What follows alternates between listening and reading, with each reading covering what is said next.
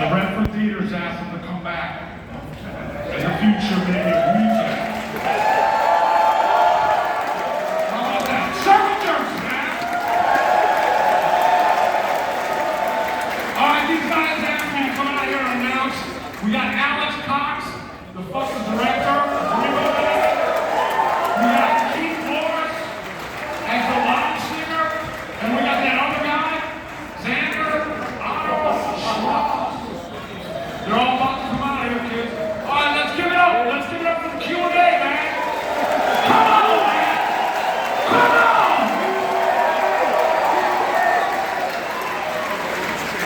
Yeah.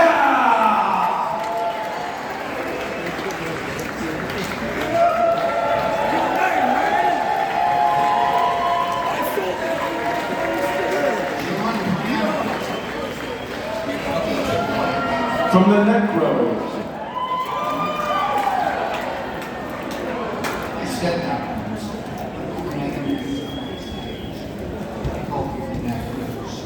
Ron is in the neck. Ron is the next neck. Not John Grant. Not here. So, I want to hear a funny anecdote. sure thing. We shall tell you some funny anecdotes, and then you can ask questions. My funny anecdote is very brief, and it's this. In 1983, I was trying to make a movie about nuclear war, because it felt to me then as now that we were likely all to burn in a nuclear inferno, thanks to the asshole politicians to which Keith referred earlier. And I was trying to make a film about nuclear war, and I discovered that there was no interest in financing a movie about that. So I go, okay, I'm going to make a movie about nuclear war and Repo Man in LA. And surprisingly, there was no interest in a movie about nuclear war and Repo Man, because this was 1983 and it was the time of the Breakfast Club, and everything had to be about teenagers. So, okay, it's going to be a movie about nuclear war, Repo Man, and punk rock. And that's why we're here. What about you, Zander? Do you have an amusing? How did you get involved in Repo Man? You married my sister.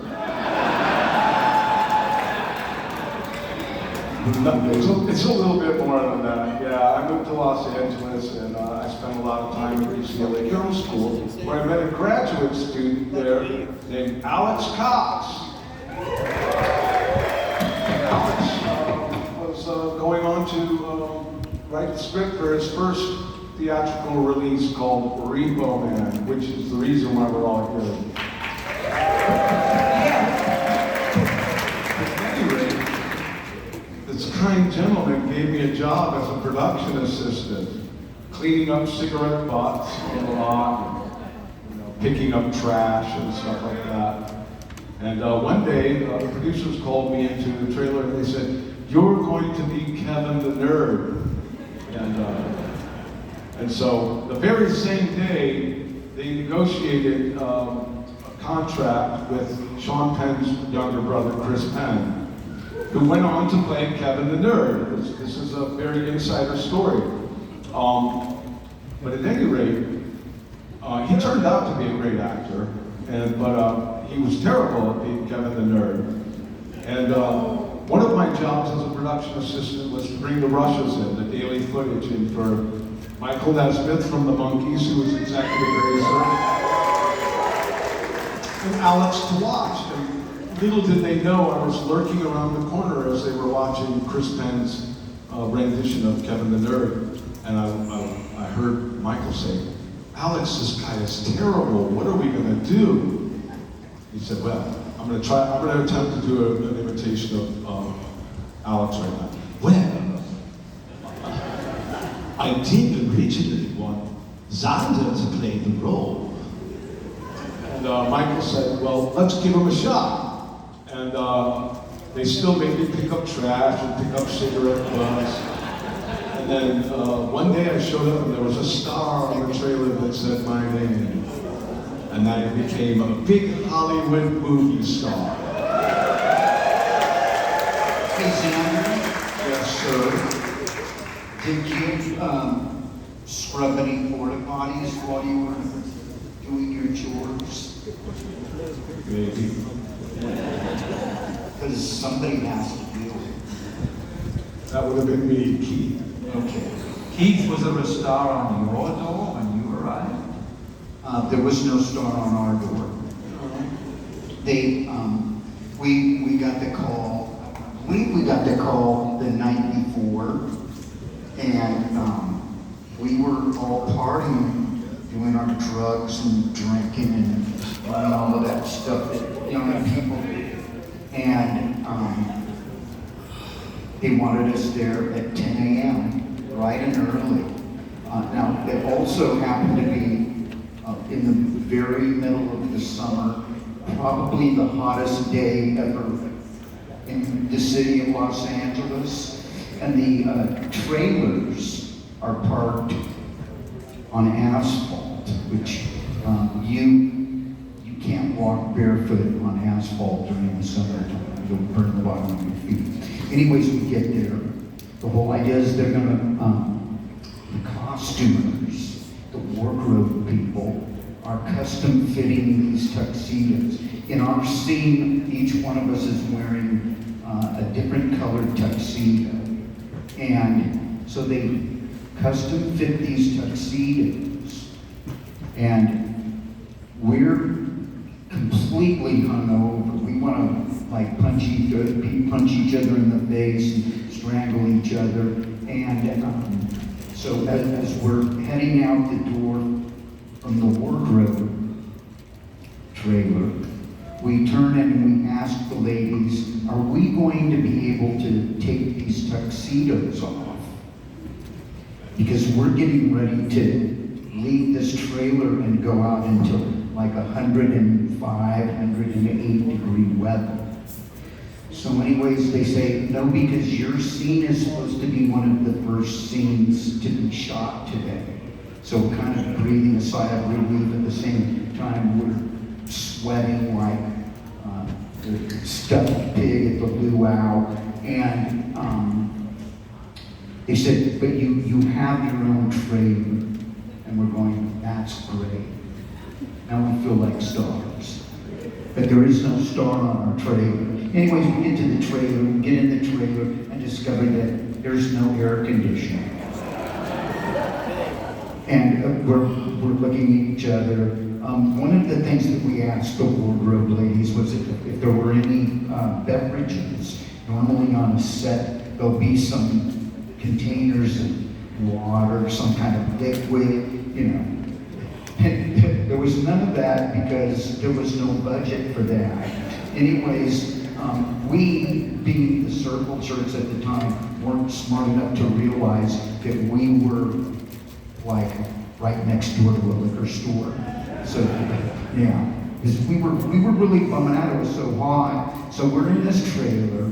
It's a torture device, of course, and we're kind of like happy in a way that they're going to call us to shoot our scene pretty soon. As it turns out, the motherfuckers who were in charge didn't film our scene. It was the very last scene shot and it wasn't shot during the day. It wasn't shot at night. It was shot at 3 a.m. in the morning. And we were hoping that the coke dealer would show up. Somebody would come by with a 6-pack or something. That didn't happen. We were extremely angry. We didn't like Mr. Cox. We felt that we were lied to, oh boo-hoo. And at a certain point during the shooting, Zander shows up and introduces himself to us. And it's like, who the fuck are you? Get the fuck out of here. Yeah, I came up to these guys after they shot their scene at 3 in the morning and said, hi, my name's Zander. I played Kevin the Nerd in the movie. They just walked right by. But here's the deal. Keith, if you would have said hello, My roommate was a coke dealer at the time. Zander, I didn't know that then, but I found out later because I purchased cocaine from your roommate. But that's Hollywood, baby. You know, That's showbiz. that's showbiz, right? You know what? We're all members of the Jewish mafia. That's showbiz. You too. Me too. Yeah. Yeah. You don't have to be Jewish to be a part of the Jewish mafia. I'm a Catholic. Yeah, that's showbiz, and I just like to speak to that. You know, I've been in hundreds of situations with Alex because we went on to make not only Repo Man, but Sid and Nancy, and Straight to Hell, and Walker, which we filmed down in Nicaragua, and we're there for 3 months during the Civil War between the Sandinistas and the Contras. So, not having any air conditioning and not having any beer is nothing compared to what I've been through, dude. Just a bunch of sissies, I guess. Yeah. Okay. All right, now you know that we're a bunch of sissies. Are you still interested in asking us any questions? We'll be out there and ask questions. We have our leader with the microphone down there. If anyone's interested in asking a You know question what? or two, come on Fuck down. that, dude. I'm gonna run down there with the microphone myself. Anybody who wants to ask a question, I'm gonna run down there. Don't fall, Z. I won't. Come on down.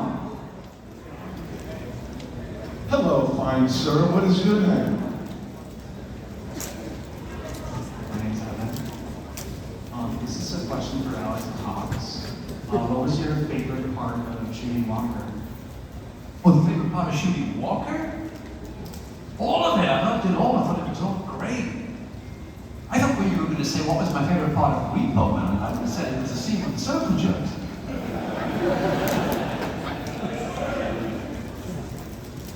Is that your question? Come on. Hello. I have I have a humble request for Mr. Pete Morris. I know this guy who's a douchebag and he has a shit pop-up band and he is a deadbeat dad, and I thought it'd be funny if I could have a video of you telling him that he's a douchebag. But Caleb, I want you to be like, Caleb, your band is shitty and you need to be a better father.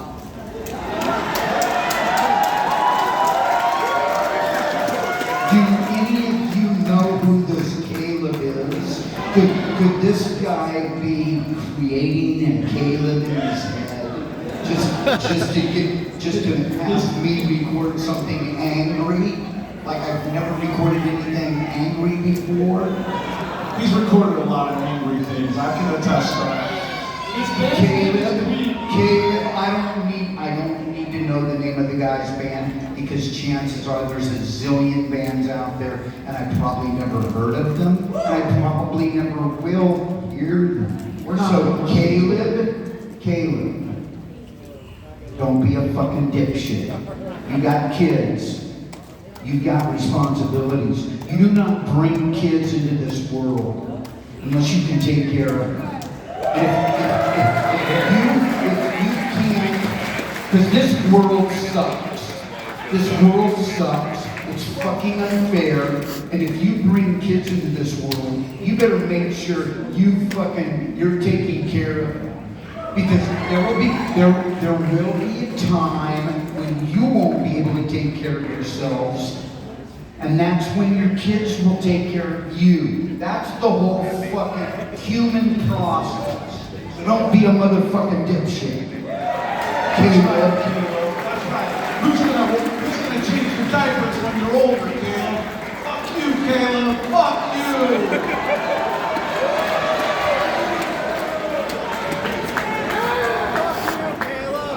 I was hoping that you and Alex could tell me a bit about the inspiration for the hot dog vendor and Straight to Hell and why they were always kicking your ass. Alex, will you tell them why they're always kicking my ass in their movies? That's the hot dog vendor. He wants to know.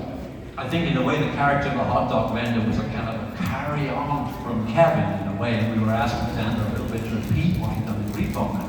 But when Zander showed up in Spain, he was straight to hell, he had brought his own costume with him. He made his own costume, and tell us about the wooden nickel. Well, first of all, my father used to give me $50 every birthday, and then one year he gave me a wooden nickel that said, "Don't take any wooden nickels." And so that was kind of my inspiration. I would put that in my pocket. But, you know, I don't know. I think maybe Alex cast me in characters like Kevin, the nerd, and Carl Wiener, man, because my brother used to just beat the shit out of me every day. Oh, come on, can I get a oh? Hey, Zander, What?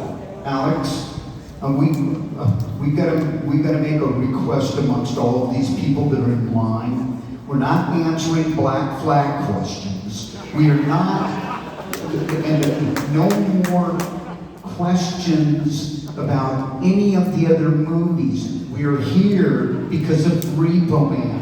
If there was no Repo Man, we would not be here. So let's skip the crap, let's cut the fat, and get fucking down with it. Okay, sir, if you don't have a question about Repo Man, you can just go right back out. I'm curious about the Malibu. Where did it come from? I remember hearing it got stolen during production. You had to find an identical car. Can I hear more about that? That's a true story, yeah. The Malibu belonged to a friend of mine, a guy called Vaughn Honey, who was my motorcycle mechanic. And we bought the car off him and we were using it as the main car for the movie, but there was no backup. Mysteriously, one night, the car vanished. And we had to reschedule everything, but then the Teamsters, the guys who were in charge of transport, said, "Guess what? We found another one just like it, but it's going to cost a lot of money to make it look exactly like it." And so the Teamsters came to our aid, they prepared the new car, and then guess what? The old one showed up again. So now we have two. So that was a true story. Show up. How did the old one reappear? Do not recall. I think actually the Teamsters had just stolen it and hidden it, you know, and by the time they built the new one, they didn't need it anymore. Do you have a question about Repo Man? Then get out of here.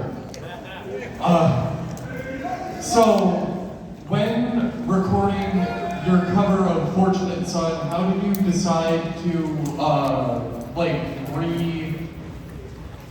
compose the song? That's normally, whenever you're doing a cover song, when you do a cover song, you want to put as much of your personality into it. So you're not playing it exactly like it was before. Good answer, Keith. Okay. Thank you, Zander. I also think that there's one song missing from Repo Man, and it's I and I, I and I and I. So when we make Repo Man 2, I and I should be the theme song. Okay, Tito came and saw us when we were in Austin. The next day, he sent me a recording, like the Club's version of I and I. And I think when we recorded I and I, we were, the song, the version that we listened to was one that Chris Desjardins gave. So ours probably is closer to the flesh than it is to the blood. Now, Tito Mariva is extremely important to this movie. Is he in it at all anywhere? No, he's not in the movie at all. No, but he's all over the soundtrack because he and Stephen Hofstetter and Charlo Quintana, Tony Marsico. they played some of the instrumental music. They composed the score for the film. Yeah. Okay. That's it. You didn't ask a question though. I was just about to dismiss you. I'm Dylan, and this is my first punk show, so this is fun. I've been more of a metal guy than punk, and I'm gonna gonna be honest. I started listening to Circle Jerks last week. So, my question is, why did you make a song about the operation? What was the thought process there? Just why? Well, now we're going to talk about Caleb, aren't we? Let's get back to Caleb. Let's get back to Caleb. So you bring it full circle. Hey, when you're young and you're running around and you're doing all the things that young people do, and you're experimenting and you're learning about things, and you're doing the old up and down, in and out, and you're with all of these different people, sometimes something happens and you don't want it to happen, and what you have to do is do something to so it doesn't happen again. If you don't wear condoms,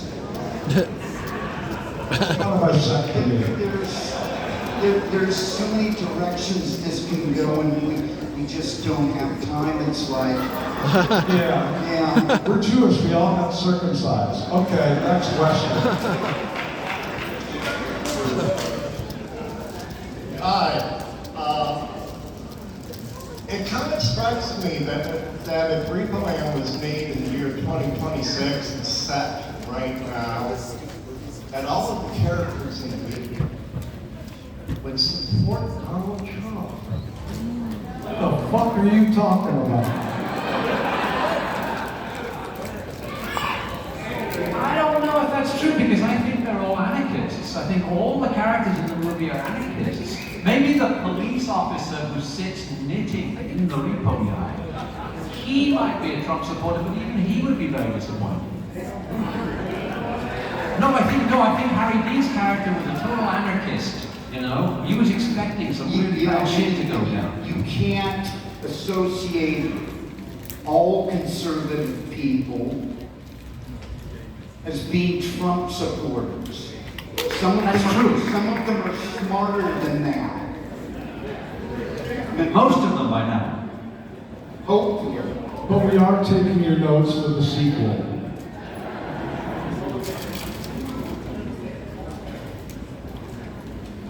Hi, I was wondering, how on earth did Mike Nesmith get involved in the production of Repo Man?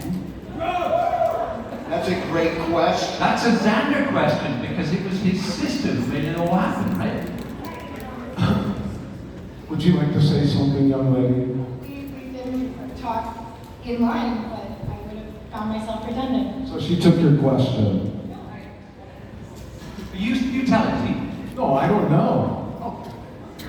Well, Zander's sister Abby had a friend called Harry Gittis, who was a would-be film producer, and this guy knew Michael Nesmith, and so Abby showed Gittis the script, Gittis showed it to Nesmith, and what Nesmith liked was that the first 4 pages of the screenplay were a cartoon, and he really dug that, so he was into it, and really the only advice Nesmith gave me when we were going to make the film was, don't you think that this is going to be full of punk rock? Because it's not.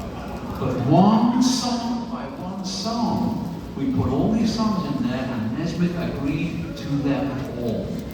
So that was good on him. And you know that this is just an addendum. Michael Nesmith's mother is the person that created Whiteout for all of the secretaries. Liquid paper. Liquid paper. And that's probably where he got a chunk of his dough. Yeah, I think he spent all his monkey's money, and it was his mom's liquid paper money, right? That's true. So maybe we need to give a shout out to Michael Nesmith's mom. Yeah. Let's hear it for Michael Nesmith's mom. Yeah.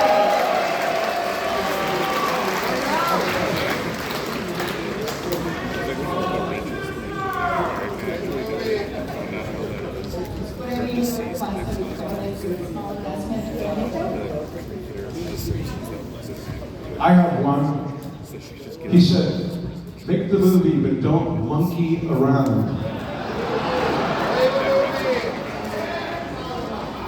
Hello. So, I'm a creative person, not a Repo Man. Okay, so when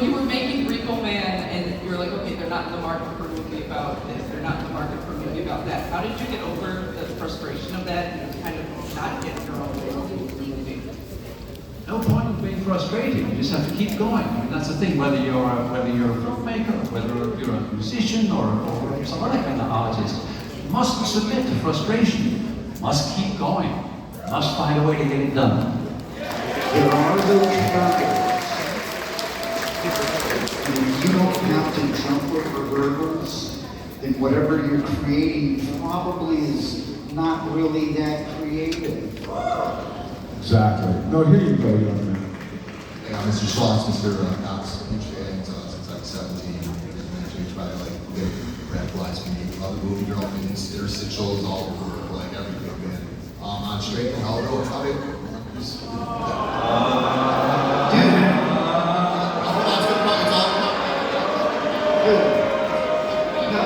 promise you all, come together with Repo Man. Your directness with the actors seems so much more confident on Straight to Hell with those long drawn out scenes, just the comedy really hit with me hard. How did your approach to handling actors differ from Repo Man and Straight to Hell? Not at all. I mean, except that I had to be more, I think on Straight to Hell I had to be more attentive to try and make the actors pay attention. Because Repo Man is mostly 2 actors in a car. But Straight to Hell was like 30 people, and they were all kind of involved in their own trip. And they discovered where the beer was. They were all alcoholics. Yeah, all alcoholics and drug addicts. And so what I discovered was, if you speak more quietly, you don't shout at them, but if you speak more quietly, then people have to shut up and listen to you.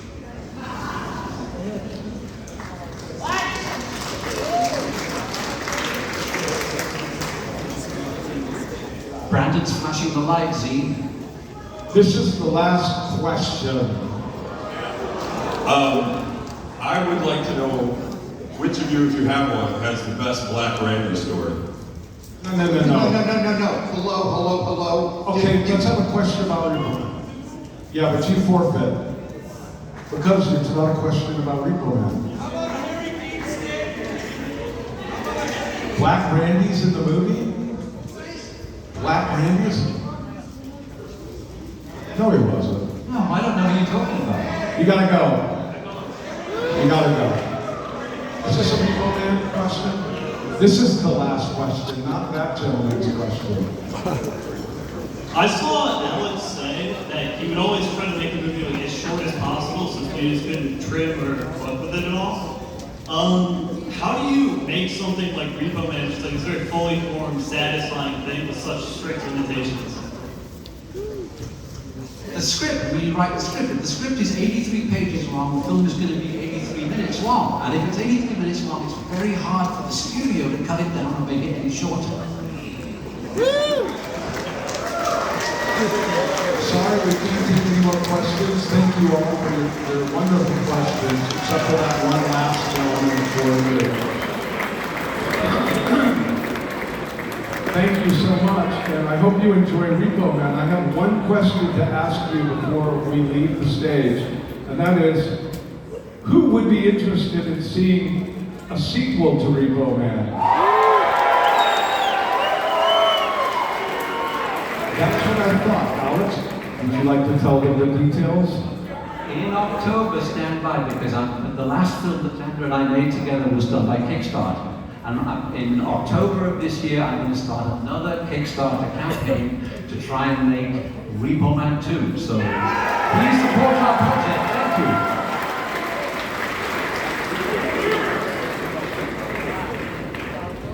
you. Hit it, Joe.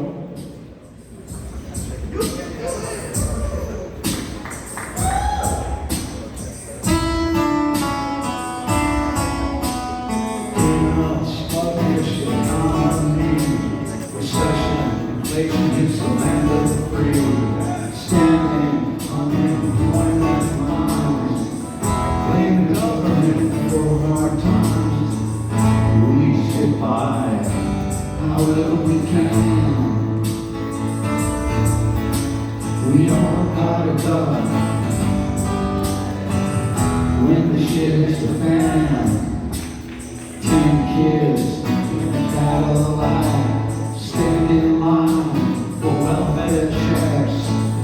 let's all reach the stage. Cheap, the money's really great. We survive however we can.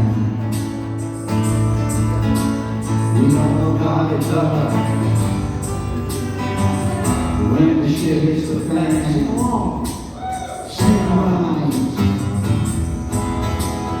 freeze loaves of bread, 5-pound blocks of cheese, bags of groceries.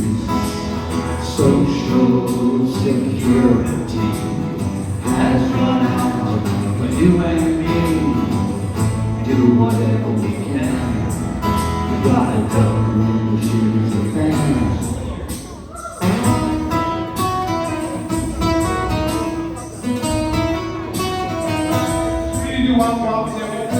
Say what? Yeah? Hit the parade for us. Parade for the USA. Hey. We can. We all got it up. When the shit hits the fan.